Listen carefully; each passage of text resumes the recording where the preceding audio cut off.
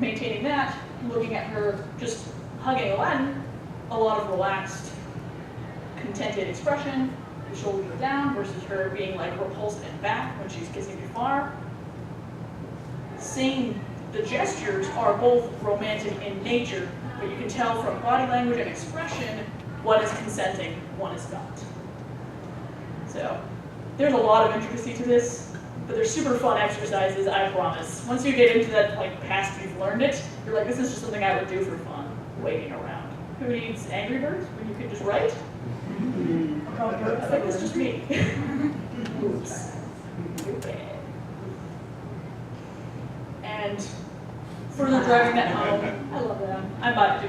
Spoiler alert, I watched Steven Universe. Oh no. I couldn't tell. That's it. That's all we got. But that comparison of these two having that, I don't know how many of you have seen it, so I'm not going to go too much detail, but these two are getting ready for the same exact event, going into the same thing. These two are a romantic couple. And they both have the same physical position. They're both got their hands held in one, and the other hand is on their hip. One of them is grinning like all mad, and the other one is like, we're gonna die. They both have that confident hand on your hip, hands held together, we're in this together. One of them is like, we got this, the other one's like, I know we don't. 10% success rate, here we come. Like, that's that side-by-side comparison of, you can even have people making the same exact body language, same exact position, and their expression is going to change your understanding of their thoughts. You can't even see Sapphire's face, and it still changes it. So, continuing on that subject, last step is subtext. Going on to subjects of smiles that are scary. Yikes. And I picked smiles for that reason because there's not a whole lot of like a happy frown. That's not a thing that really happens. There's like a playful one, you can be like, oh, that was my sandwich. Give it back. You can go for like playful, but smiles are the most fluid of expressions, and that's why I jumped on that one for subtext. And I say subtext because that's something that isn't expressly said, and generally it would be hard to write out what about a smile makes it sad. So generally you could just go with a sad smile or a slight one. I've seen different depictions of it. So if you do a slight smile with describing the eyebrows once again, you can still convey that sad smile, but most people do tend, in my understanding, my experience, I've seen a lot of the sad smile. Smirk, grins, different synonyms for something more like a playful or mischievous smile. You would say, instead of saying a mischievous smile, you would say grin or smirk. Those are the only times that you would switch those out, versus a sad smile, which doesn't really have a specific word for itself. Going on that, I love that games, I guess. But we have our confusion over there on the top left, where you have the smile, but the furrowed brow, which is like, what did you just say? I understand those words, but not in that order. There's your confused smile. The tilt of the head, the furrowed brow, but a smile. Like I don't even understand what happened right now. Help me. The sad smile on the top right, there's absolutely no light in his eyes. The eyebrows are completely level, but he still has that upturned smile on the left, just one side. Hence, something like a slight smile with dead eyes is another way of saying sad smile. You can go into further description, which you could do if it was something like a particularly heavily sad scene. The more you make your reader work, the more they're going to be engaged in that sadness and being able to interpret their expression and more easily see it on the character they have become connected to, and actually feel worse knowing that expression on their own because they've had to do that work themselves to see just how sad this character is. Generally, after making a sacrifice on a huge scale for someone or something they care about a lot. That's something you can see.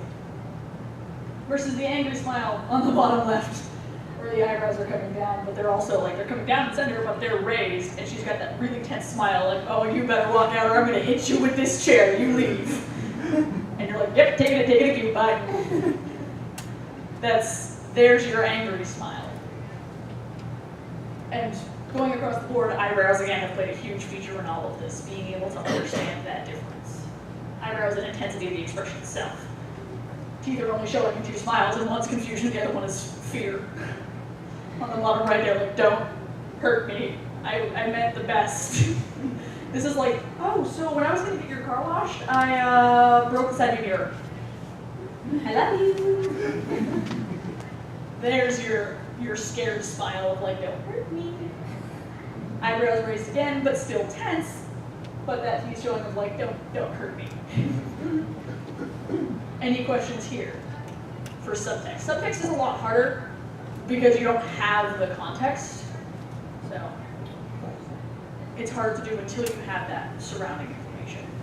So don't feel bad if you have a hard time conveying subtext. It's just generally more challenging as a concept.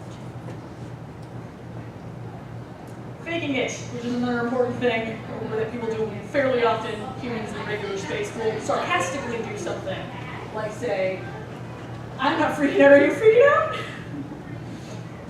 Some people are better at it than others, and our dear Eugene is not one of those who's good at it. So you have that concept of, here he is trying to sarcastically, half-heartedly cover his panic. There's your faking it. That's when you start adding dimensions of subtext, because this character feels this way, but they're acting like they feel this way. And if they're good at it or not does change as well. I mean, are you Littlefinger or are you Eugene? Are you good at it or horrible? So faking it is something that I did want to introduce as a concept for Show Don't Tell, because it does add that extra dimension of you're playing a character who's playing a character. There's a layer to it. But it also depends on your character's skill level with it. And every character's skill levels are different. So for example, someone like Eugene could play off being harmless to cover up something he actually knows. So if he had a secret that he was supposed to keep to himself, someone could try to interrogate him for him. He's like, I really don't know. I have no idea what you're talking about. You would completely believe him. He'd be like, joke's on you, I knew the whole time. He played off being harmless, whereas you go with someone like Jafar as an alternative, he's actually genuinely a good liar. So he's going to play a lot more serious and more intense about it. So if you're like, try to interrogate him and say, do you know X, Y, and Z? He'd say, no, of course not. You're like, are you really sure? He's like, are you really sure you want to question me? You're like, actually, I'm sure I don't. Intimidation versus I'm harmless. So characters will use different things to fake it and cover things. Just because a character is harmless doesn't mean that they aren't able to lie. Just as a pro tip for anyone out there who has sweet cinnamon bun characters, they can do things that are rather epic. And once again, this is me covering subtext, and faking it is hard. It's very tailored to a moment.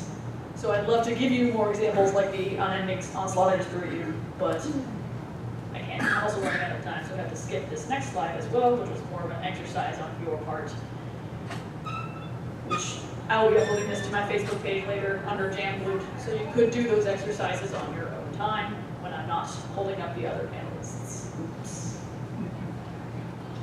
Parting wisdom, which I've been reoccurring on this one. Your readers do not exist in a vacuum. Your audience, whatever medium you have, they understand other humans. As long as you are conveying your expressions and body language clearly, they will understand. And you have dialogue as well, and internal thought over most media. Some of them you don't, understandable, or you have very limited internal thought. But use the tools that you have. Something like a comic, you're going to have a lot more freedom with body language than you would with like a book.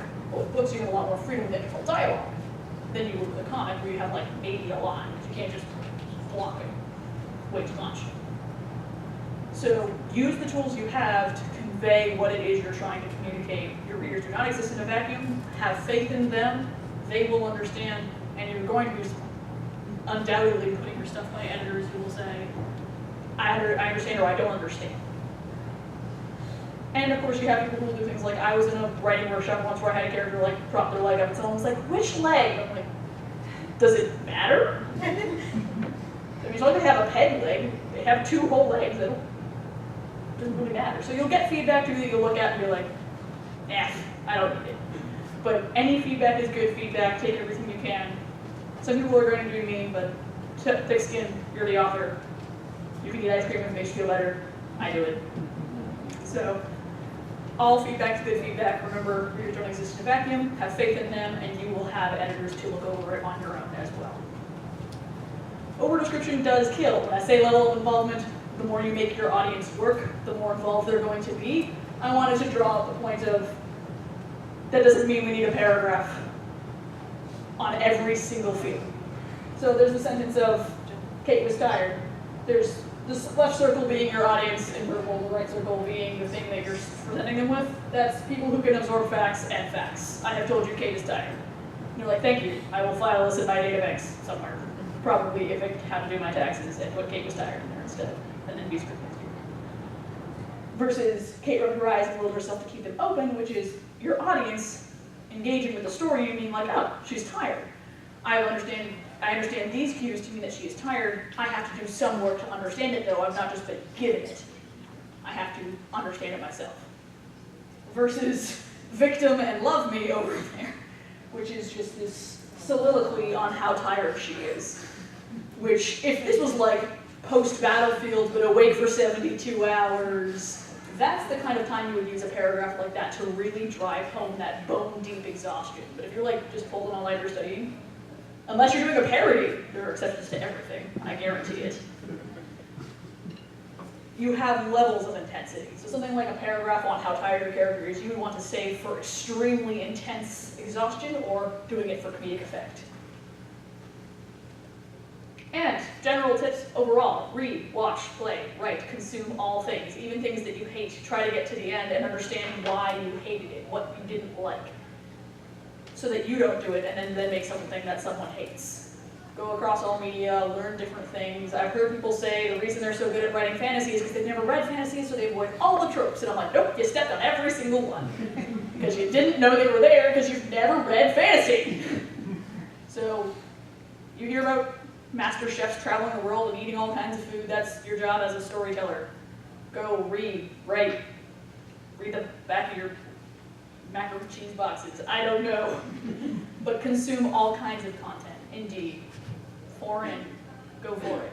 Try it all. There's nothing that is going to hurt you by learning. Any last questions in the last like 2 minutes? I'm too good at this. I'm brilliant. You showed us. You didn't tell us. I just wanted to suggest if anybody is doing something like comics of their own or whatever, or even if they were just writing, one of the things I found a while back was a book for artists called The Artist's Guide to Facial Expressions.